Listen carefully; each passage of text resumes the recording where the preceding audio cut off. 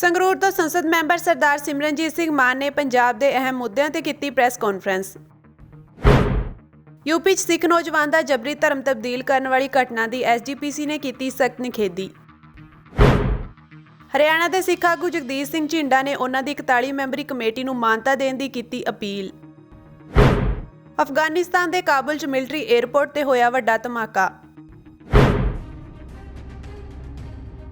ਸ਼੍ਰੋਮਣੀ ਅਕਾਲੀ ਦਲ ਅੰਮ੍ਰਿਤਸਰ ਦੇ ਪ੍ਰਧਾਨ ਅਤੇ ਸੰਗਰੂਰ ਤੋਂ ਸੰਸਦ ਮੈਂਬਰ ਸਿਮਰਨਜੀਤ ਸਿੰਘ ਮਾਨ ਨੇ ਧਰਤੀ ਹੇਠਲੇ ਪ੍ਰਦੂਸ਼ਿਤ ਪਾਣੀ ਕਾਰਨ ਕੈਂਸਰ ਵਰਗੀਆਂ ਨਾਮੁਰਾਦ ਬਿਮਾਰੀਆਂ ਦੀ ਲਪੇਟ 'ਚ ਆਉਣ ਕਾਰਨ ਮਰ ਰਹੇ ਲੋਕਾਂ ਦੀ ਸਥਿਤੀ ਦਾ ਜਾਇਜ਼ਾ ਲੈਣ ਲਈ ਸੂਬਾ ਸਰਕਾਰ ਕੋਲੋਂ ਕਮੇਟੀ ਬਣਾਉਣ ਦੀ ਮੰਗ ਕੀਤੀ ਹੈ। ਇੱਥੇ ਪ੍ਰੈਸ ਕਾਨਫਰੰਸ ਨੂੰ ਸੰਬੋਧਨ ਕਰਦਿਆਂ ਉਹਨਾਂ ਕਿਹਾ ਕਿ ਵਾਹਗਾ ਤੇ ਹੁਸੈਨੀਵਾਲਾ ਬਾਰਡਰ ਖੋਲ੍ਹ ਕੇ ਪਾਕਿਸਤਾਨ ਨਾਲ ਵਪਾਰ ਨੂੰ ਉਤਸ਼ਾਹਿਤ ਕਰਨਾ ਚਾਹੀਦਾ ਹੈ, ਜਿਸ ਨਾਲ ਹਰ ਵਰਗ ਨੂੰ ਫਾਇਦਾ ਹੋਵੇਗਾ। ਸੰਸਦ ਮੈਂਬਰ ਨੇ ਜੰਮੂ ਕਸ਼ਮੀਰ ਵਿੱਚ ਹੋ ਰਹੀ ਮਨੁੱਖੀ ਅਧਿਕਾਰਾਂ ਦੀ ਉਲੰਘਣਾ ਤੇ ਚਿੰਤਾ ਜਤਾਉਂਦਿਆਂ ਕਿਹਾ ਕਿ ਉਹਨਾਂ ਨੂੰ ਜੰਮੂ ਵਿੱਚ ਦਾਖਲ ਨਹੀਂ ਹੋਣ ਦਿੱਤਾ ਗਿਆ ਅਤੇ ਜੇਕਰ ਹੁਣ ਰਾਹੁਲ ਗਾਂਧੀ ਨੂੰ ਭਾਰਤ ਜੋੜੋ ਯਾਤਰਾ ਸਮੇਤ ਉੱਥੇ ਜਾਣ ਦਿੱਤਾ ਗਿਆ ਤਾਂ ਉਹ ਸੰਸਦ ਵਿੱਚ ਮੁੱਦਾ ਉਠਾਉਣਗੇ। ਉਹਨਾਂ ਦੋਸ਼ ਲਾਇਆ ਕਿ ਕੇਂਦਰ ਤੇ ਰਾਜ ਸਰਕਾਰ ਜਾਣਬੁੱਝ ਕੇ ਸ਼੍ਰੋਮਣੀ ਗੁਰਦੁਆਰਾ ਪ੍ਰਬੰਧਕ ਕਮੇਟੀ ਦੀਆਂ ਚੋਣਾਂ ਨਹੀਂ ਕਰਵਾ ਰਹੀ। ਸੰਸਦ ਮੈਂਬਰ ਨੇ ਕਿਹਾ ਕਿ ਲੋਕਾਂ ਨੂੰ ਸਿਹਤ ਸਹੂਲਤਾਂ ਦੇ ਦਾਅਵਿਆਂ ਦੇ ਉਲਟ ਸੂਬਾ ਦੇ ਸਰਕਾਰੀ ਹਸਪਤਾਲਾਂ ਵਿੱਚ ਸੈਂਕੜੇ ਅਸਾਮੀਆਂ ਖਾਲੀ ਹਨ। ਮੁੱਖ ਮੰਤਰੀ ਭਗਵੰਤ ਮਾਨ ਦੇ ਆਪਣੇ ਜ਼ਿਲ੍ਹੇ ਵਿੱਚ ਮਾਹਰ ਡਾਕਟਰਾਂ ਅਤੇ ਮੈਡੀਕਲ ਅਫਸਰਾਂ ਦੀਆਂ ਕਰੀਬ 127 ਅਸਾਮੀਆਂ ਖਾਲੀ ਹਨ।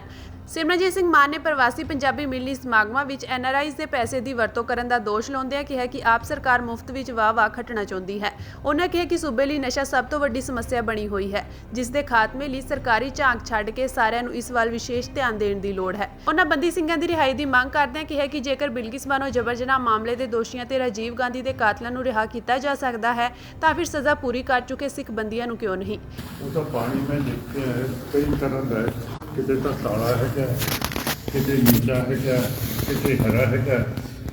ਚਿੱਟਾ ਪਾਣੀ ਮੈਨੂੰ ਕੱਲ੍ਹ ਸੈਂਪਲਾਂ 'ਚੋਂ ਦਿਖਿਆ ਹੀ ਨਹੀਂ ਹੈ, ਜਿਹਦਾ ਮਤਲਬ ਹੈ ਪੋਲੂਸ਼ਨ ਬਹੁਤ ਜ਼ਿਆਦਾ ਇਸ ਏਰੀਆ ਦੇ ਵਿੱਚ ਹੋ ਰਹੀ ਹੈ।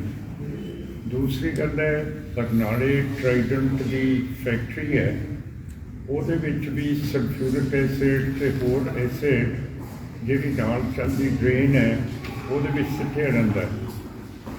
ਹੁਣ ਭੁੰਨਰ ਸਾਹਿਬ ਸਾਡੇ ਵਜ਼ੀਰ ਬਾਦਲ ਦੇ ਰਹੇ ਹੈ, ਉਹ ਉਸ ਇਲਾਕੇ ਦੇ ਰਿਹਾਇਸ਼ਗਾਨ ਹੈਗੇ ਹੈ ਅਤੇ ਉਹਨਾਂ ਨੇ ਵੀ ਆਪਣੇ ਭੁੰਨਰ ਪਿੰਡ ਤੋਂ ਨਿਕਲ ਕੇ ਬਰਨਾਲੇ ਦੇ ਵਿੱਚ ਆਪਣਾ ਘਰ ਬਣਾ ਲਿਆ ਕਿ ਉੱਥੇ ਪੋਲੂਸ਼ਨ ਬਹੁਤ ਹੈ।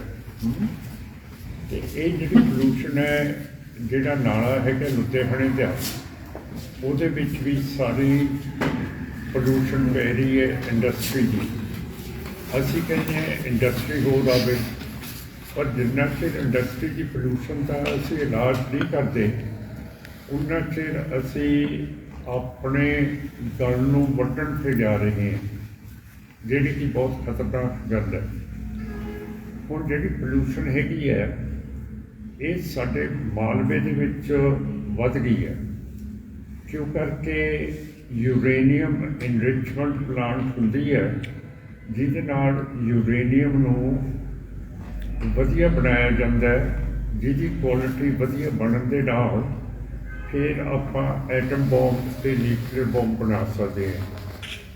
ਸਾਨੂੰ ਸ਼ੱਕ ਪੈਂਦਾ ਹੈ ਕਿ ਸਤਲੁਜ ਦੇ ਉੱਤੇ ਕਿਤੇ ਨਾ ਕਿਤੇ, ਕਿਉਂ ਕਰਕੇ ਸਤਲੁਜ ਚੀਨ ਤੋਂ ਆਉਂਦਾ ਹੈ, ਜਾਂ ਚੀਨ 'ਚ ਹੈ ਜਾਂ ਇੰਡੀਆ ਦੇ ਵਿੱਚ ਹੈ, ਯੂਰੇਨੀਅਮ ਫੈਕਟਰੀ ਹੈਗੀ ਹੈ ਜਿਹੜੀ ਉਸ ਨੂੰ ਇਨਰਿਚ ਕਰਦੀ ਹੈ, ਯੂਰੇਨੀਅਮ ਇਨਰਿਚਮੈਂਟ ਪਲਾਂਟ।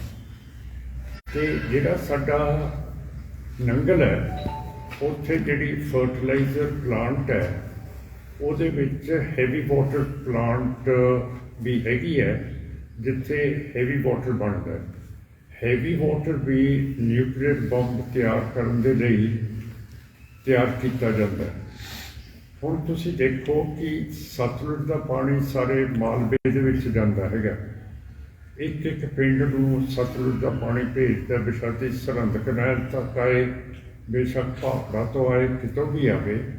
ਅਤੇ ਆਪਣੇ ਮਾਲਵੇ ਦੇ ਵਿੱਚ ਕੈਂਸਰ ਦੇ ਜ਼ਿਆਦਾ ਮਰੀਜ਼ ਹੈਗੇ ਹੈ, ਪਰ ਮਾਝੇ ਅਤੇ ਦੁਆਬੇ 'ਚ ਜਿੱਥੇ ਸਤਲੁਜ ਦਾ ਪਾਣੀ ਨਹੀਂ ਜਾਂਦਾ ਉੱਥੇ ਘੱਟ ਹੈਗੇ ਹੈ।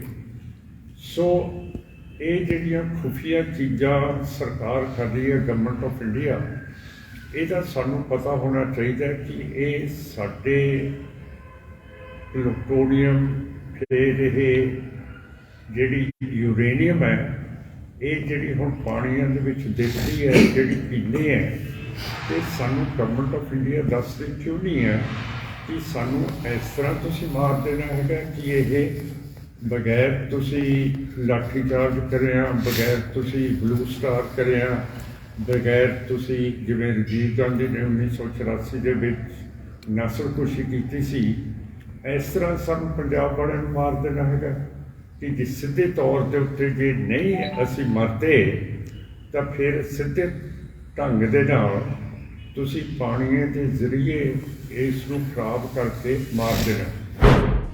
ਉੱਤਰ ਪ੍ਰਦੇਸ਼ ਦੇ ਜ਼ਿਲ੍ਹਾ ਬਿਜਨੌਰ ਦੇ ਪਿੰਡ ਚੰਪਤਪੁਰ 'ਚ ਇੱਕ ਸਿੱਖ ਨੌਜਵਾਨ ਦੇ ਕੇਸਾਂ ਅਤੇ ਕਕਾਰਾਂ ਦੀ ਬੇਅਦਬੀ ਦੀ ਵਾਪਰੀ ਘਟਨਾ ਦੀ ਸ਼੍ਰੋਮਣੀ ਗੁਰਦੁਆਰਾ ਪ੍ਰਬੰਧਕ ਕਮੇਟੀ ਦੇ ਪ੍ਰਧਾਨ ਐਡਵੋਕੇਟ ਹਰਜਿੰਦਰ ਸਿੰਘ ਧਾਮੀ ਨੇ ਨਿਖੇਧੀ ਕੀਤੀ ਹੈ।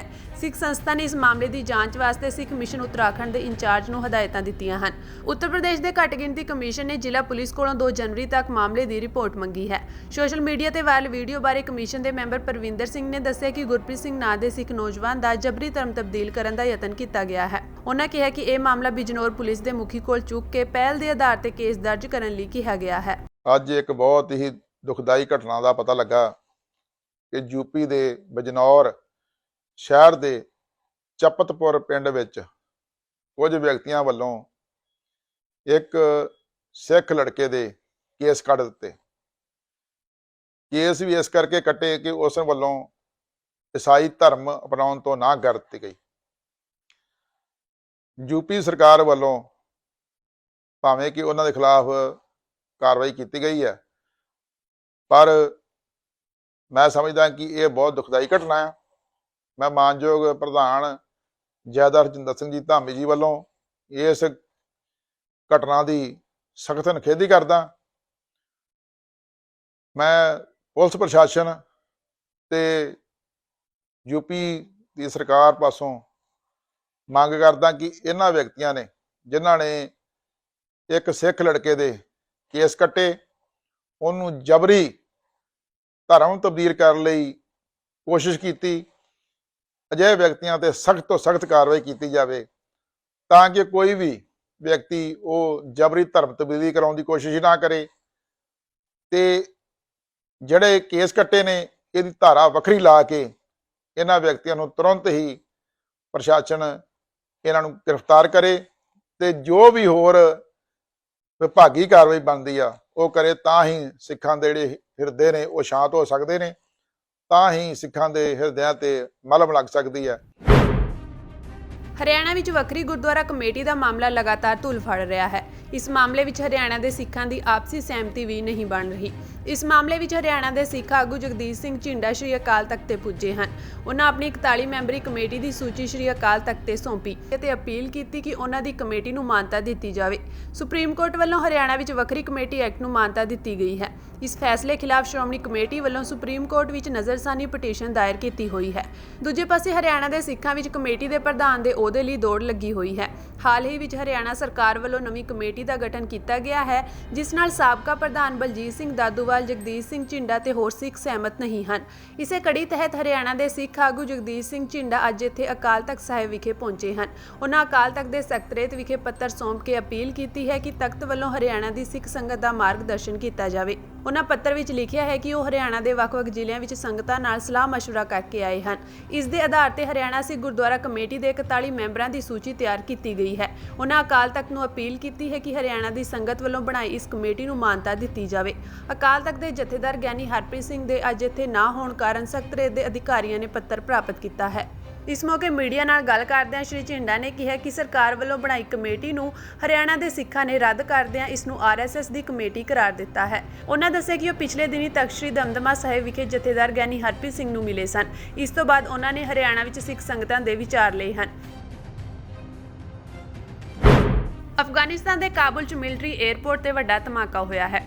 ਤਾਲਿਬਾਨ ਦੇ ਗ੍ਰਹਿ ਮੰਤਰਾਲੇ ਦੇ ਬੁਲਾਰੇ ਨੇ ਕਿਹਾ ਕਿ ਕਾਬੁਲ ਫੌਜੀ ਹਵਾਈ ਅੱਡੇ ਤੇ ਐਤਵਾਰ ਨੂੰ ਹੋਏ ਧਮਾਕੇ ਵਿੱਚ ਘੱਟੋ-ਘੱਟ 10 ਲੋਕ ਮਾਰੇ ਗਏ ਅਤੇ 8 ਹੋਰ ਗੰਭੀਰ ਰੂਪ ਨਾਲ ਜ਼ਖਮੀ ਹੋ ਗਏ। ਤਾਲਿਬਾਨ ਦੇ ਗ੍ਰਹਿ ਮੰਤਰਾਲੇ ਦੇ ਬੁਲਾਰੇ ਅਬਦੁਲ ਨਫੀ ਟਕੂਰ ਨੇ ਕਿਹਾ ਕਿ ਕਾਬੁਲ ਵਿੱਚ ਮਿਲਟਰੀ ਹਵਾਈ ਅੱਡੇ ਦੇ ਮੁੱਖ ਗੇਟ ਨੇੜੇ ਹੋਏ ਧਮਾਕੇ ਵਿੱਚ ਲੋਕ ਜ਼ਖਮੀ ਹੋ ਗਏ। ਮੀਡੀਆ ਰਿਪੋਰਟਸ ਮੁਤਾਬਕ ਇਸ ਤੋਂ ਪਹਿਲਾਂ ਬੁੱਧਵਾਰ ਨੂੰ ਉੱਤਰੀ ਤਖਾਰ ਸੂਬੇ ਦੀ ਰਾਜਧਾਨੀ ਤਾਲੁਗਨ ਸ਼ਹਿਰ 'ਚ ਧਮਾਕਾ ਹੋਇਆ ਸੀ। ਇਸ ਘਟਨਾ ਵਿੱਚ 4 ਲੋਕ ਜ਼ਖਮੀ ਹੋਏ ਸਨ। ਹੁਣ 3 ਦਿਨਾਂ ਬਾਅਦ ਮੁੜ ਧਮਾਕੇ ਕਾਰਨ 10 ਲੋਕਾਂ ਦੀ ਮੌਤ ਹੋ ਗਈ ਹੈ। ਤਾਲਿਬਾਨ ਦੇ ਸੁਰੱਖਿਆ ਕਮਾਂਡਰ ਅਬਦੁਲ ਮੁਬੀਨ ਸਫੀ ਨੇ ਧਮਾਕੇ ਦੀ ਪੁਸ਼ਟੀ ਕੀਤੀ ਅਤੇ ਕਿਹਾ ਕਿ ਬੰਬ ਸਥਾਨਕ ਪ੍ਰਸ਼ਾਸਨਿਕ ਸਟਾਫ ਦੇ ਡੈਸਕ ਦੇ ਹੇਠਾਂ ਰੱਖਿਆ ਗਿਆ ਸੀ। ਇਸ ਧਮਾਕੇ ਵਿੱਚ 10 ਲੋਕਾਂ ਦੀ ਮੌਤ ਹੋ ਗਈ ਹੈ। ਸ਼੍ਰੀ ਦਰਬਾਰ ਸਾਹਿਬ ਦੇ ਅਮਲੇ ਨੇ ਕੱਲ ਨਸ਼ੇ ਦੀ ਹਾਲਤ ਵਿੱਚ ਇੱਕ ਵਿਅਕਤੀ ਨੂੰ ਪ੍ਰਕਰਮਾ ਵਿੱਚੋਂ ਕਾਬੂ ਕੀਤਾ ਹੈ। ਉਕਤ ਵਿਅਕਤੀ ਦੇ ਕੁੜਤੇ ਦੀ ਜੇਬ ਵਿੱਚੋਂ ਸ਼ਰਾਬ ਦੀ ਬੋਤਲ ਬਰਾਮਦ ਹੋਈ ਹੈ। ਇਹ ਵਿਅਕਤੀ ਪ੍ਰਕਰਮਾ ਰਸਤੇ ਅੰਦਰ ਦਾਖਲ ਹੋ ਰਿਹਾ ਸੀ, ਪਰ ਪ੍ਰਬੰਧਕ ਅਮਲੇ ਨੇ ਸ਼ੱਕ ਦੇ ਆਧਾਰ ਤੇ ਇਸ ਨੂੰ ਕਾਬੂ ਕਰ ਲਿਆ। ਮੈਨੇਜਰ ਸਤਨਾਮ ਸਿੰਘ ਨੇ ਇਸ ਸੰਬੰਧੀ ਪੁਸ਼ਟੀ ਕਰਦਿਆਂ ਦੱਸਿਆ ਕਿ ਨਸ਼ੇ ਦੀ ਹਾਲਤ ਵਿੱਚ ਕਾਬੂ ਕੀਤੇ ਗਏ ਵਿਅਕਤੀ ਨੂੰ ਪੁਲਿਸ ਹਵਾਲੇ ਕਰ ਦਿੱਤਾ ਗਿਆ ਹੈ। ਜਾਣਕਾਰੀ ਅਨੁਸਾਰ ਇਹ ਵਿਅਕਤੀ ਉੱਤਰ ਪ੍ਰਦੇਸ਼ ਦੇ ਕਾਨਪੁਰ ਨਾਲ ਸੰਬੰਧਿਤ ਹੈ ਅਤੇ ਪਰਿਵਾਰ ਸਮੇਤ ਮੱਥਾ ਟੇਕਣ ਆਇਆ ਸੀ। ਪਰਿਵਾਰ ਅੰਦਰ ਮੱਥਾ ਟੇਕਣ ਚਲਾ ਗਿਆ ਜਦਕਿ ਵਿਅਕਤੀ ਪ੍ਰਕਰਮਾ ਵਿੱਚ ਹੀ ਸੀ। ਮਰਹੂਮ ਪੰਜਾਬੀ ਗਾਇਕ ਸਿੱਧੂ ਮੂਸੇਵਾਲਾ ਦੀ ਮਾਤਾ ਚਰਨ ਕੌਰ ਨੇ ਅੱਜ ਪਿੰਡ ਮੂਸਾ ਵਿੱਚ ਪੰਜਾਬੀ ਗਾਇਕ ਦੇ ਪ੍ਰਸ਼ੰਸਕਾਂ ਨੂੰ ਨਵੇਂ ਸਾਲ ਦੀਆਂ ਵਧਾਈਆਂ ਦਿੱਤੀਆਂ। ਉਹਨਾਂ ਕਿਹਾ ਕਿ ਪਿਛਲਾ ਸਾਲ ਪਰਿਵਾਰ ਲਈ ਡੂੰਘਾ ਸਦਮਾ ਛੱਡ ਗਿਆ ਹੈ। ਉਹਨਾਂ ਸਿੱਧੂ ਮੂਸੇਵਾਲਾ ਦੀ ਹੱਤਿਆ ਦੇ ਮਾਮਲੇ ਵਿੱਚ ਕੁਝ ਜਣਿਆਂ ਦੇ ਨਾਂ ਪੁਲਿਸ ਅਤੇ ਸੂਬਾ ਸਰਕਾਰ ਨੂੰ ਸੌਂਪੇ ਸਨ, ਪਰ ਪੰਜਾਬ ਸਰਕਾਰ ਨੇ ਉਹਨਾਂ ਨੂੰ ਹਾਲੇ ਤੱਕ ਨਿਆਂ ਨਹੀਂ ਦਿੱਤਾ। ਉਹਨਾਂ ਮੰਗ ਕੀਤੀ ਕਿ ਹੱਤਿਆ ਦੇ ਮਾਮਲੇ ਵਿੱਚ ਸ਼ਾਮਿਲ ਲੋਕਾਂ ਦੇ ਨਾਂ ਜਨਤਕ ਕੀਤੇ ਜਾਣ। ਕੱਲ ਮਾਨਸਾ ਦੇ ਵਿੱਚ ਰਿਪੋਰਟਰ ਬਾਈ ਪੁੱਛ ਰਿਹਾ ਸੀ ਤੇ ਸਾਰੀ ਮਾਨਸਾ ਨੇ ਜਾਨੀ ਸ਼ੁਭਦੀਪ ਦੀ ਘਾਟ ਮਹਿਸੂਸ ਕੀਤੀ। ਸਾਰੇ ਬਸ ਇਹੋ ਗੱਲ ਕਹਿ ਰਹੇ ਸੀ ਵੀ 2022 ਨੇ ਸਾਡਾ ਬਾਈ ਸਾਡੇ ਤੋਂ ਖੋਲਿਆ। ਮਨ ਨੂੰ ਸਕੂਨ ਮਿਲਦਾ ਹੈ। 7 ਮਹੀਨੇ ਹੋ ਗਏ ਸਾਨੂੰ ਉਹੀ ਕੁਝ ਕਹੀ ਰਿਹਾ ਨੂੰ ਵੀ ਸਾਨੂੰ ਇਨਸਾਫ ਦੇ ਦਿਓ, ਇਨਸਾਫ ਦੇ ਦਿਓ। ਕੋਈ ਇਨਸਾਫ ਦੀ ਗੱਲ ਨਹੀਂ ਹੋ ਰਹੀ। ਅਸੀਂ ਨਾਂ ਵੀ ਲੈ ਕੇ ਥੱਕ ਗਏ, ਕੀ ਕਰਾਂਗੇ? ਨਾਂ ਲੈ ਕੇ, ਨਾਂ ਵੀ ਬਾਈ ਨੇ ਨਾਂ ਲੈ ਤੇ ਰਿਟਨ ਵਿੱਚ ਵੀ ਦੇਤਾ ਤੇ ਉਹਨਾਂ ਤੇ ਕੋਈ 2 ਸ਼ਬਦ ਵੀ ਨਹੀਂ ਸਰਕਾਰ ਵੱਲੋਂ ਬੋਲੇ ਗਏ। ਅੰਦਰੋਂ ਤਾਂ ਬਥੇਰੀ ਚੀਜ਼ ਉੱਠਦੀ ਹੈ ਵੀ ਬੋਲੀਏ। ਸਵੇਰੇ 3 ਵਜੇ ਅੱਖ ਖੁੱਲ ਜਾਂਦੀ ਹੈ, ਰਾਤ ਨੂੰ ਗੋਲੀ ਲੈ ਕੇ ਸੌਂ ਜਾਂਦੇ, ਸਵੇਰੇ 3 ਵਜੇ ਅੱਖ ਖੁੱਲਦੀ ਹੈ ਤਾਂ ਫਿਰ ਉਸੇ ਨਾਲ ਹੀ ਝੇੜੇ ਜਾਂ ਲੋਕਾਂ ਨਾਲ ਜਿਹੜਾ ਦਰਿੰਦਿਆਂ ਨੇ ਇੰਨਾ ਕੁਝ ਕੀਤਾ, ਸਾਡਾ ਘਰ ਉਜਾੜ ਕੇ ਰੱਖ ਦਿੱਤਾ। ਸਾਡੇ ਬੱਚੇ ਨੂੰ ਮਾਰਨ ਵਾਲੇ ਉਹ ਕਾਤਲ ਨਹੀਂ ਹੈਗੇ, ਸਾਡੇ ਨੂੰ ਤਾਂ ਮਰਵਾਉਣ ਵਾਲੇ ਜਿਹੜੇ ਹੈਗੇ ਆ ਉਹਨਾਂ ਦੇ ਚਿਹਰੇ ਤੋਂ ਨਕਾਬ ਉਤਾਰਿਆ ਜਾਵੇ। ਜਿੰਨਾ ਚਿਰ ਏਦਾਂ ਦਾ ਕੁਝ ਨਹੀਂ ਹੁੰਦਾ ਉਹਨਾਂ ਚਿਰ ਸਾਡੇ ਜਿਹੜੇ ਕਤਲ ਨੇ ਪੰਜਾਬ ਦੇ ਵਿੱਚੋਂ ਹੋਣੋਂ ਨਹੀਂ ਹਟਦੇ। ਤੁਹਾਨੂੰ ਸਾਰਿਆਂ ਨੂੰ ਮੁਬਾਰਕਬਾਦ ਦਿੰਨੀ ਆ ਨਵੇਂ ਸਾਲ ਦੀ, ਪਰ ਉਹਨਾਂ ਦਰਿੰਦਿਆਂ ਨੂੰ ਜਿਹੜਿਆਂ ਨੇ ਸਾਡਾ ਘਰ ਪੱਟਿਆ ਤੇ ਜਿਹੜਿਆਂ ਨੇ ਸਾਡੇ ਜਵਾਕ ਨੂੰ ਮਾਰਿਆ, ਅਕਾਲ ਪੁਰਖ ਵਾਹਿਗੁਰੂ ਅੱਜ ਦੇ ਦਿਨ ਤੇਰੇ ਚਰਨਾਂ ਦੇ ਵਿੱਚ ਅਰਦਾਸ ਹੈ ਵੀ ਇਹ ਮਰਨ ਵੀ ਨਾ, ਇਹਨਾਂ ਨੂੰ ਇਹੋ ਜਿਹੀ ਸਜ਼ਾ ਮਿਲੇ ਜੋ ਕੋਈ ਇਹਨਾਂ ਨੂੰ ਹਰ ਟਾਈਮ ਚੇਤੇ ਆਵੇ ਵੀ ਹਾਂ ਅਸੀਂ ਕੋਈ ਰੱਬ ਦੇ ਬੰਦੇ ਨਾਲ ਇਦਾਂ ਦਾ ਕੁਝ ਕੀਤਾ ਸੀ। ਉਹ ਤਾਂ ਭਗਤ ਸੀ। ਆਏ ਸਾਲ ਨਵੇਂ ਸਾਲ ਤੇ ਅੱਜ ਸਵੇਰ ਦੇ ਮੁੰਡਿਆਂ ਨੇ ਪਾ ਰੱਖਿਆ, ਜਦੋਂ ਆਏ ਸਾਲ ਉਹ ਨਵੇਂ ਸਾਲ ਦੀਆਂ ਮੁਬਾਰਕਾਂ ਦਿੰਦਾ ਸੀ, ਉਹਨੇ ਆਪਦੇ ਵਾਸਤੇ ਕਦੇ ਪ੍ਰਮਾਤਮਾ ਤੋਂ ਕੁਝ ਨਹੀਂ ਮੰਗਿਆ ਸੀ। ਮੇਰੀ ਉਮਰ ਵੀ ਸੋਨੂੰ ਲੱਗ ਜੇ, ਤੁਸੀਂ ਖੁਸ਼ ਰਹੋ, ਤੁਸੀਂ ਐ ਰਹੋ, ਪਤਾ ਨਹੀਂ ਕੋਈ ਇੱਥੇ ਹੀ ਗਲਤੀ ਹੋ ਗਈ ਉਹਦੇ ਤੋਂ ਵੀ ਉਹਨੇ ਆਪਦੇ ਵਾਸਤੇ ਕੁਝ ਕਿਉਂ ਨਹੀਂ ਮੰਗਿਆ। ਸ਼੍ਰੋਮਣੀ ਅਕਾਲੀ ਦਲ ਪ੍ਰਧਾਨ ਅਤੇ ਸਾਬਕਾ ਉਪ ਮੁੱਖ ਮੰਤਰੀ ਸੁਖਬੀਰ ਸਿੰਘ ਬਾਦਲ ਨੇ ਸੂਬੇ ਵਿੱਚ ਅਮਨ ਕਾਨੂੰਨ ਦੀ ਸਥਿਤੀ ਬਦਤਰ ਹੋਣ ਦਾ ਦੋਸ਼ ਲਾਉਂਦਿਆਂ ਕਿਹਾ ਕਿ ਜਦੋਂ ਤੋਂ ਪੰਜਾਬ ਵਿੱਚ ਆਪ ਸਰਕਾਰ ਬਣੀ ਹੈ ਉਦੋਂ ਤੋਂ ਅਪਰਾਧ ਦੀਆਂ ਘਟਨਾਵਾਂ ਵਿੱਚ ਵਾਧਾ ਹੋਇਆ ਹੈ। ਉਹਨਾਂ ਕਿਹਾ ਕਿ ਗੈਂਗਸਟਰ ਅਤੇ ਅਪਰਾਧੀ ਅਮਨ ਕਾਨੂੰਨ ਦੀਆਂ ਧੱਜੀਆਂ ਉਡਾ ਰਹੇ ਹਨ। ਨਵੇਂ ਵਰ੍ਹੇ ਦੀ ਆਮਦ ਮੌਕੇ ਸੁਖਬੀਰ ਬਾਦਲ ਅਤੇ ਸੰਸਦ ਮੈਂਬਰ ਹਰਸਿਮਰਤ ਕੌਰ ਬਾਦਲ ਇੱਥੇ ਬੰਨੀ ਕਲਾ ਵਿੱਚ ਨਾਨਕਸਰ ਠਾਠ ਵਿਖੇ ਨਤਮਸਤਕ ਹੋਏ। ਉਹ ਇੱਥੇ ਕਰੀਬ 1 ਘੰਟਾ ਰੁਕੇ ਅਤੇ ਉਹਨਾਂ ਆਨੰਦ ਈਸ਼ਵਰ ਦਰਬਾਰ ਮੁਖੀ ਬਾਬਾ ਜੋਰਾ ਸਿੰਘ ਨਾਲ ਬੰਦ ਕਮਰਾ ਗੱਲਬਾਤ ਵੀ ਕੀਤੀ। ਸੁਖਬੀਰ ਬਾਦਲ ਨੇ ਕਿਹਾ ਕਿ ਉਹ ਇੱਥੇ ਸਰਬੱਤ ਦੇ ਭਲੇ ਲਈ ਅਰਦਾਸ ਕਰਨ ਆਏ ਹਨ ਤਾਂ ਕਿ ਨਵੇਂ ਸਾਲ ਵਿੱਚ ਸੂਬੇ ਅੰਦਰ ਅਮਨ ਸ਼ਾਂਤੀ ਅਤੇ ਭਾਈਚਾਰਕ ਸਾਂਝ ਬਣੀ ਰਹੇ। ਉਹਨਾਂ ਕਿਹਾ ਕਿ ਸਾਲ 2022 ਬਹੁਤ ਸਾਰੇ ਲੋਕਾਂ ਲਈ ਦਹਿਸ਼ਤ ਭਰਿਆ ਰਿਹਾ। ਉਹਨਾਂ ਸੂਬਾ ਸਰਕਾਰ ਨੂੰ ਅਪੀਲ ਕੀਤੀ ਹੈ ਕਿ ਉਹ ਪਿਛਲੇ ਸਾਲ ਦੀਆਂ ਗਲਤੀਆਂ ਨਾ ਦੁਹਰਾਉਣ ਅਤੇ ਕਾਨੂੰਨ ਵਿਵਸਥਾ ਵੱਲ ਧਿਆਨ ਦਿੱਤਾ ਜਾਵੇ। ਨਵਾਂ ਸਾਲ 2023 ਸ਼ੁਰੂ ਹੋ ਗਿਆ। ਮੈਂ ਪ੍ਰਮਾਤਮਾ ਦੇ ਚਰਨਾਂ 'ਚ ਅਰਦਾਸ ਬੇਨਤੀ ਕਰਨ ਵਾਸਤੇ ਆਏ ਕਿ 2023 ਸਾਰੇ ਪੰਜਾਬੀਆਂ ਵਾਸਤੇ, ਸਾਰੇ ਦੇਸ਼ ਵਾਸੀਆਂ ਵਾਸਤੇ ਬਹੁਤ ਹੀ ਖੁਸ਼ੀ ਦਾ ਸਾਲ ਹੋਏ। ਜਿਹੜਾ 2022 ਸੀ ਆਪਣੇ ਪੰਜਾਬੀਆਂ ਨੂੰ ਬਹੁਤ ਔਖਾ ਸਮਾਂ 2022 ਦੇਖਣਾ ਪਿਆ। ਬਹੁਤ ਇੱਥੇ ਲੋਕਾਂ ਵਿੱਚ ਦਹਿਸ਼ਤ ਦਾ ਮਾਹੌਲ, ਗੁੰਡਾਗਰਦੀ ਦਾ ਮਾਹੌਲ, ਗੈਂਗਸਟਰ ਕੰਟਰੋਲ ਕਰ ਰਹੇ ਹੈ, ਡਰੱਗਸ ਦਾ ਮਾਹੌਲ। ਸੋ ਮੈਂ ਅੱਜ ਪਰਮਾਤਮਾ ਦੇ ਚਰਨਾਂ ਆਹੀ ਅਰਦਾਸ ਬੇਨਤੀ ਕਰਨਾ ਜੋ ਜਿਹੜਾ 22 ਦਾ ਸਾਲ ਹੋਇਆ ਇਹੋ ਜਿਹਾ ਸਾਲ ਸਾਨੂੰ ਕਿਤੇ ਦੇਖਣਾ ਨਾ ਪਏ।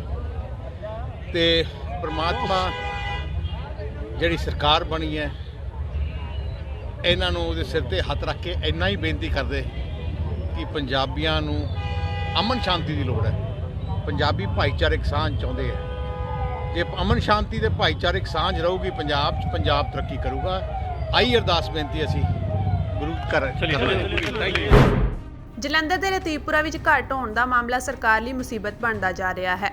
ਲੋਕਾਂ ਨੇ ਫਲੈਟ ਲੈਣ ਤੋਂ ਮੁੜ ਇਨਕਾਰ ਕਰ ਦਿੱਤਾ ਹੈ। ਇਸ ਦੇ ਨਾਲ ਹੀ ਸੰਘਰਸ਼ ਨੂੰ ਹੋਰ ਤੇਜ਼ ਕਰਨ ਦਾ ਐਲਾਨ ਵੀ ਕੀਤਾ ਹੈ।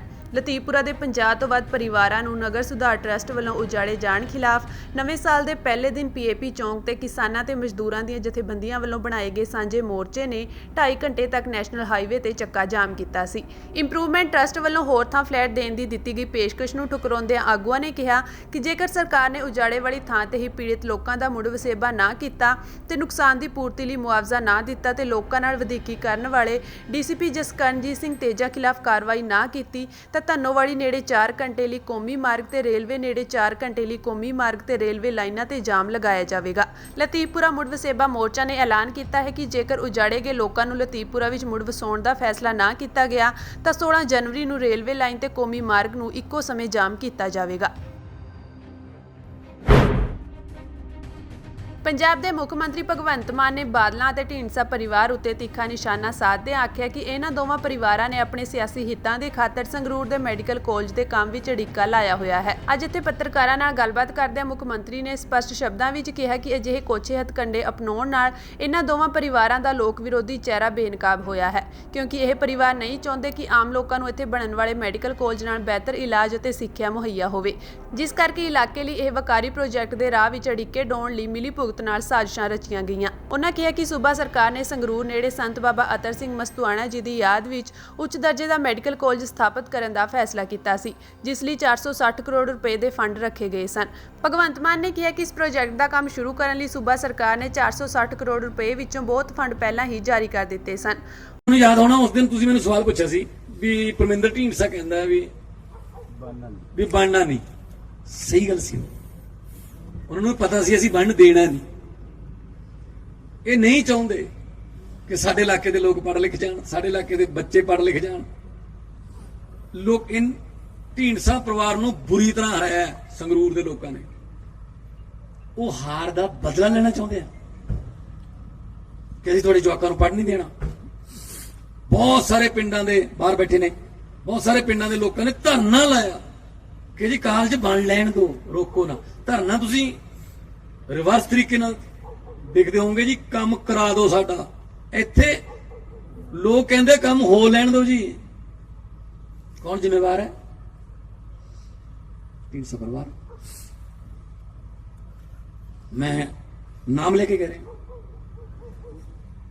ਕਿਉਂਕਿ ਉਹਨਾਂ ਨੂੰ ਇਹ ਹੈ ਕਿ ਮਸਤੂਆਣਾ ਸਾਹਿਬ ਦੇ ਵਿੱਚ ਸਾਡਾ ਕਬਜ਼ਾ ਹੈ। ਜੇ ਕੋਈ ਹੋਰ ਇੱਥੇ ਆ ਗਿਆ, ਇੱਥੇ ਤਾਂ ਰੋਜ਼ਗਾਰ ਮਿਲੂਗਾ ਲੋਕਾਂ ਨੂੰ। ਇਹ ਤਾਂ ਡਾਕਟਰਾਂ ਦੇ ਰਹਿਣ ਵਾਸਤੇ ਅਕੋਮੋਡੇਸ਼ਨ ਸੰਗਰੂਰ ਇੰਨਾ ਡਿਵੈਲਪ ਹੋ ਜਾਊਗਾ। ਇੱਥੇ 300 ਬੈੱਡ ਦਾ ਹਸਪੀਟਲ ਨਾਲ ਬਣਾਉਣਾ ਪੈਂਦਾ, ਕਲੌਜ਼ ਹੈ। ਆਪਣਾ ਜਿਹੜਾ ਸਿਵਲ ਹਸਪੀਟਲ ਉਹ ਅਪਗ੍ਰੇਡ ਹੋ ਜਾਊਗਾ। ਨਰਸਿੰਗ ਕਾਲਜ ਵਾਸਤੇ ਅਸੀਂ ਸਾਰਾ ਕੁਝ ਪੈਸੇ ਜਾਰੀ, ਮੇਰੇ ਕੋਲ ਪੈਸਿਆਂ ਦੀ ਲਿਸਟ ਵੀ ਹੈ ਕਿੰਨੇ ਜਾਰੀ ਕਰਤੇ। ਅਸੀਂ 7 ਕਰੋੜ 80 ਲੱਖ 97,000 ਜਿਹੜਾ ਨਰਸਿੰਗ ਕਾਲਜ ਵਾਸਤੇ ਜਾਰੀ ਕਰਤਾ ਜੀ, ਅਪਰੂਵਡ। ਫਿਰ ਜੀ ਅਸੀਂ 49 ਕਰੋੜ 98 ਲੱਖ 76,000 ਰੁਪਇਆ ਬॉयਜ਼ ਐਂਡ ਗਰਲਜ਼ ਹੋਸਟਲ ਇਸ ਕਾਲਜ ਦੇ ਵਿੱਚ ਉਹਦੇ ਵਾਸਤੇ ਜਾਰੀ ਕਰਤਾ। ਬਟ ਕੀ ਲਿਖਿਆ ਹੋਇਆ ਹੈ? Approval pending due to stay. Sangrur ਸਥਿਤ ਮਸਤੂਆਣਾ ਗੀਠਾ ਸਾਹਿਬ ਦੇ ਜ਼ਮੀਨੀ ਵਿਵਾਦ ਤੇ ਸ਼੍ਰੋਮਣੀ ਗੁਰਦੁਆਰਾ ਪ੍ਰਬੰਧਕ ਕਮੇਟੀ ਪ੍ਰਧਾਨ ਐਡਵੋਕੇਟ ਹਰਜਿੰਦਰ ਸਿੰਘ ਧਾਮੀ ਨੇ ਮੁੱਖ ਮੰਤਰੀ ਭਗਵੰਤ ਮਾਨ ਨੂੰ ਕਿਹਾ ਹੈ ਕਿ ਉਹ ਸੰਗਤਾਂ ਨੂੰ ਗੁੰਮਰਾਹ ਨਾ ਕਰਨ। ਉਹਨਾਂ ਨੇ ਸਾਰੇ ਸਬੂਤ ਦਿਖਾਉਂਦੇ ਹੋਏ ਦਾਅਵਾ ਕੀਤਾ ਹੈ ਕਿ ਇਸ ਜ਼ਮੀਨ ਤੇ ਐਸਜੀਪੀਸੀ ਦਾ ਪੂਰਾ ਅਧਿਕਾਰ ਹੈ। ਮੈਂ ਸਰਦਾਰ ਭਗਵੰਤ ਸਿੰਘ ਜੀ ਮਾਨ ਨੂੰ ਸਨਿਮਰ ਬੇਨਤੀ ਕਰਦਾ ਕਿ ਉਹ ਸੰਗਰੂਰ ਦੇ ਰਹਿਣ ਵਾਲੇ ਆ, ਉੱਥੋਂ 2 ਵਾਰੀ ਪਾਰਲੀਮੈਂਟ ਦੇ ਮੈਂਬਰ ਬਣੇ, ਉੱਥੋਂ ਹੀ ਐਮਐਲਏ ਬਣੇ ਤੇ ਮੁੱਖ ਮੰਤਰੀ ਵੀ ਆ ਮੌਜੂਦਾ, ਤੇ ਉਹਨਾਂ ਨੂੰ ਸੰਗਰੂਰ ਦੇ ਚੱਪੇ ਚੱਪੇ ਬਾਰੇ ਭੇਤ ਚਾਹੀਦਾ ਤੇ ਭੇਤ ਹੈ ਉਹਨਾਂ ਨੂੰ। ਇਹ ਪਤਾ ਸੀ ਉਹਨਾਂ ਨੂੰ ਕਿ ਮਸਤੂਆਣੇ ਗੀਠਾ ਸਾਹਿਬ ਜਿਹੜਾ ਗੁਰਦੁਆਰਾ, ਇਹਦਾ ਝਗੜਾ ਲੰਬੇ ਅਰਸੇ ਦਾ ਝਗੜਾ ਨਾ ਕਹਿ ਲਵਾਂ, ਨੋਟੀਫਿਕੇਸ਼ਨ ਜਿਹੜੀ ਸਰਕਾਰ ਨੇ ਕੀਤੀ ਸੀ ਉਹਦਾ ਡਿਸਪਿਊਟ ਚੱਲ ਰਿਹਾ। ਪਰ ਇਹਦੇ ਬਾਵਜੂਦ ਵੀ ਉਹਨੇ ਕੱਲ ਪਬਲਿਕਲੀ ਸ਼੍ਰੋਮਣੀ ਗੁਰਦੁਆਰਾ ਪ੍ਰਬੰਧਕ ਕਮੇਟੀ ਤੇ ਜਿਹੜੇ ਦੋਸ਼ ਲਾਏ ਆ ਉਹ ਸਰਾਸਰ ਮੈਂ ਉਹਨਾਂ ਨੂੰ ਸਿਰੇ ਤੋਂ ਹੀ ਖਾਰਜ ਕਰਦਾ ਤੇ ਮੈਂ ਸ਼੍ਰੋਮਣੀ ਗੁਰਦੁਆਰਾ ਪ੍ਰਬੰਧਕ ਕਮੇਟੀ ਵੱਲੋਂ ਉਹ ਸਾਰਾ ਪੱਖ ਵੀ ਲੋਕਾਂ ਦੇ ਸਾਹਮਣੇ ਰੱਖਣਾ ਚਾਹੁੰਦਾ ਤਾਂ ਕਿ ਲੋਕਾਂ ਦੇ ਵਿੱਚ ਸਾਫ਼ ਸ਼ੀਸ਼ੇ ਵਾਂਗਰ ਸਾਰੀ ਜਿਹੜੀ ਉਹ ਪੋਜੀਸ਼ਨ ਜਾਂ ਸਿਚੁਏਸ਼ਨ ਜਿਹੜੀ ਸਾਹਮਣੇ ਆ ਸਕੇ। ਇਹ ਜਿਹੜੀ ਅਕਾਲਸਰ ਅੰਗੀਠਾ ਸਾਹਿਬ ਮਾਸਤੂਆਣੇ ਦੀ ਇਹ ਜਿਹੜੀ ਪ੍ਰਾਪਰਟੀ ਆ ਇਹ 4/9/1964 ਨੂੰ ਪੰਜਾਬ ਸਰਕਾਰ ਵੱਲੋਂ ਸਿੱਖ ਗੁਰਦੁਆਰਾ ਐਕਟ ਦੇ ਸੈਕਸ਼ਨ 7(3) ਥੱਲੇ ਨੋਟੀਫਿਕੇਸ਼ਨ ਰਾਹੀਂ 1400 GP ਰਾਹੀਂ ਇਹ ਜਿਹੜੀ ਆ ਇਹ ਗੁਰਦੁਆਰਾ ਸਾਹਿਬ ਦੀ ਸਾਰੀ ਪ੍ਰਾਪਰਟੀ ਜਿਹੜੀ ਆ ਇਹ ਸ਼੍ਰੋਮਣੀ ਗੁਰਦੁਆਰਾ ਪ੍ਰਬੰਧਕ ਕਮੇਟੀ ਦੇ ਪ੍ਰਬੰਧ ਵਿੱਚ ਨੋਟੀਫਿਕੇਸ਼ਨ ਰਾਹੀਂ ਆ ਗਈ ਸੀ ਔਰ ਬਕਾਇਦਾ ਇਹਦੀ ਜਿਹੜੀ ਨਾਲ ਲਿਸਟ ਪ੍ਰਾਪਰਟੀ ਦੀ ਲਾ ਕੇ ਉਹ ਪ੍ਰਕਾਸ਼ਿਤ ਵੀ ਕੀਤੀ ਗਈ 4/9/1964 ਨੂੰ। 14/2/1966 ਨੂੰ ਪੰਜਾਬ ਸਰਕਾਰ ਦੇ ਇਸ ਨੋਟੀਫਿਕੇਸ਼ਨ ਦੇ ਖਿਲਾਫ ਇੱਕ ਲਾਲ ਸਿੰਘ ਵਗੈਰਾ ਤੇ ਹੋਰਾਂ ਵੱਲੋਂ ਦਫਾ 8 ਗੁਰਦੁਆਰਾ ਟ੍ਰਿਬਿਊਨਲ ਦੇ ਵਿੱਚ ਇੱਕ ਪਟੀਸ਼ਨ ਪਾਈ ਗਈ ਜਿਹਦਾ ਨੰਬਰ 594/1966 ਲਾਲ ਸਿੰਘ ਬਨਾਮ ਸ਼੍ਰੋਮਣੀ ਗੁਰਦੁਆਰਾ ਪ੍ਰਬੰਧਕ ਕਮੇਟੀ ਦਾਇਰ ਕੀਤੀ ਗਈ ਸੀ। ਉਹ ਜਿਹੜੀ ਪਟੀਸ਼ਨ ਸੀ ਉਹਦਾ ਫੈਸਲਾ 3/11/1973 ਨੂੰ ਸ਼੍ਰੋਮਣੀ ਸਿੱਖ ਗੁਰਦੁਆਰਾ ਟ੍ਰਿਬਿਊਨਲ ਵੱਲੋਂ ਕਰ ਦਿੱਤਾ ਗਿਆ ਤੇ ਉਹਨਾਂ ਨੇ ਇਹ ਪਟੀਸ਼ਨ ਇਹਨਾਂ ਦੀ ਲਾਲ ਸਿੰਘ ਦੀ ਖਾਰਜ ਕਰਦਿਆਂ ਨੋਟੀਫਿਕੇਸ਼ਨ ਅਧੀਨ ਗੁਰਦੁਆਰਾ ਸਾਹਿਬ ਨੂੰ ਸਿੱਖ ਗੁਰਦੁਆਰਾ ਕਰਾਰ ਦਿੱਤਾ।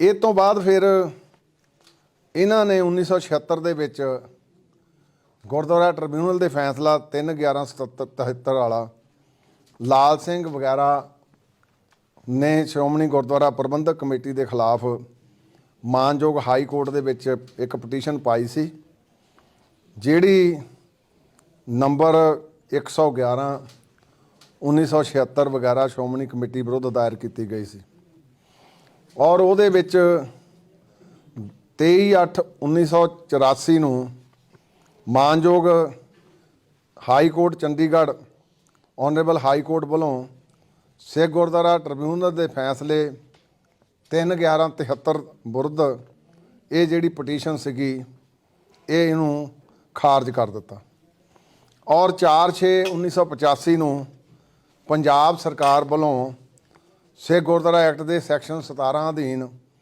ਨੋਟੀਫਿਕੇਸ਼ਨ 936 GP ਜਾਰੀ ਕੀਤਾ ਗਿਆ।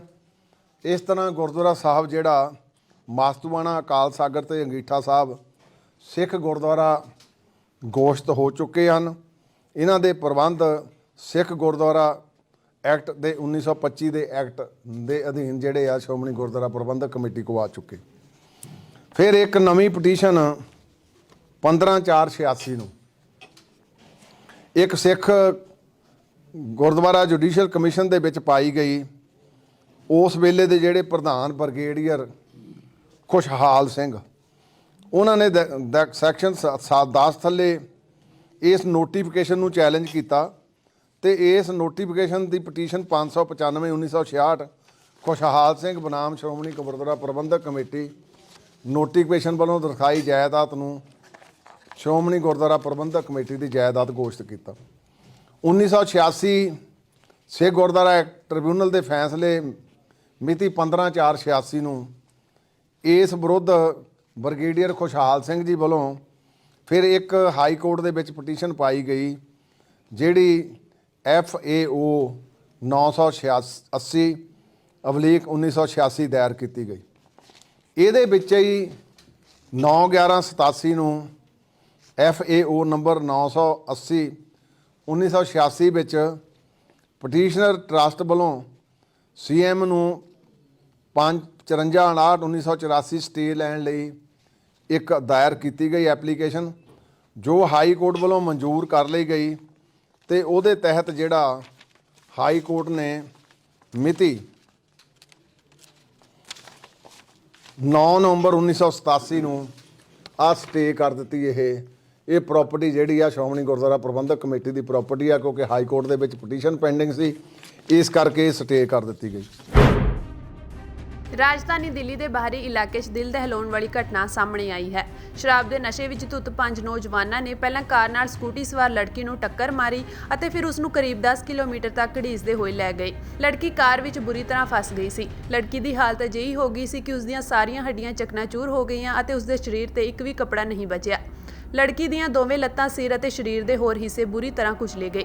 ਹੈਰਾਨ ਕਰਨ ਵਾਲੀ ਗੱਲ ਇਹ ਹੈ ਕਿ ਇਹ ਘਟਨਾ ਉਸ ਸਮੇਂ ਸਾਹਮਣੇ ਆਈ ਹੈ ਜਦੋਂ ਦਿੱਲੀ ਦੇ ਪੁਲਿਸ ਕਮਿਸ਼ਨਰ ਸੰਜੇ ਅਰੋੜਾ ਸਮੇਤ ਪੂਰੀ ਦਿੱਲੀ ਪੁਲਿਸ ਨਵੇਂ ਸਾਲ ਦਾ ਜਸ਼ਨ ਮਨਾਉਣ ਲਈ ਸੜਕਾਂ ਤੇ ਤੈਨਾਤ ਸੀ। ਇਸ ਨੂੰ ਦੇਸ਼ ਦਾ ਸਭ ਤੋਂ ਦਰਦਨਾਕ ਸੜਕ ਹਾਦਸਾ ਦੱਸਿਆ ਜਾ ਰਿਹਾ ਹੈ। ਥਾਣਾ ਸੁਲਤਾਨਪੁਰੀ ਦੀ ਪੁਲਿਸ ਨੇ ਮਾਮਲਾ ਦਰਜ ਕਰਕੇ 5 ਮੁਲਜ਼ਮਾਂ ਨੂੰ ਗ੍ਰਿਫਤਾਰ ਕਰ ਲਿਆ ਹੈ। ਗ੍ਰਿਫਤਾਰ ਕੀਤੇ ਗਏ ਮੁਲਜ਼ਮਾਂ ਦੀ ਪਛਾਣ ਦੀਪਕ ਖੰਨਾ, ਅਮਿਤ ਖੰਨਾ, ਕ੍ਰਿਸ਼ਨਾ, ਮਿਥੁਨ ਅਤੇ ਮਨੋਜ ਮਿੱਤਲ ਵਜੋਂ ਹੋਈ ਹੈ। ਲੜਕੀ ਦੀ ਲਾਸ਼ ਦਾ ਪੋਸਟਮਾਰਟਮ ਕਰਵਾ ਕੇ ਵਾਰਸਾਂ ਦੇ ਹਵਾਲੇ ਕਰ ਦਿੱਤੀ ਹੈ। ਸੁਲਤਾਨਪੁਰੀ ਥਾਣੇ ਦੀ ਪੁਲਿਸ ਨੇ ਲਾਪਰਵਾਹੀ ਨਾਲ ਗੱਡੀ ਚਲਾਉਣ ਕਾਰਨ ਮੌਤ ਦਾ ਕੇਸ ਦਰਜ ਕਰ ਲਿਆ ਹੈ। ਇਸ ਮਾਮਲੇ 'ਚ ਪੁਲਿਸ ਦੀ ਜਾਂਚ ਤੇ ਸਵਾਲ ਖੜੇ ਹੋ ਰਹੇ ਹਨ। ਲੜਕੀ ਆਪਣੇ ਪਰਿਵਾਰ ਦਾ ਪਾਲਣ पोषण कर रही थी। मेरी बेटी नु कह रही थी मैं मम्मी इवेंट पे जा रही हूँ, मेरा आज का काम है, मैं रात तक आ पाऊंगी। इवेंट का तो रात का ही काम होता है, शादी ब्याह क्या। अच्छा, आपको क्या लग रहा है क्या हुआ है? पुलिस इसे एक्सीडेंट बता रही है, आपको क्या लगता है? सर उसके साथ एक्सीडेंट हुआ, गलत भी करा उसके साथ, सब कुछ गलत भी करा। सर एक्सीडेंट से कपड़े फटते हैं, पहले भी उसका एक बार एक्सीडेंट हुआ है तो सारी घसड़ गई थी। अब के एक्सीडेंट में ना तो उसका शरीर हमें दिखाया जा रहा और एक भी कुछ तो कपड़ा मिलता, तन पे कपड़ा तक भी नहीं है सर, उसके एक भी तन पे कपड़ा नहीं है। किस तरह की जांच की मांग कर रहे हैं आप लोग? सर मुझे पूरी जांच चाहिए, बस इंसाफ की जांच।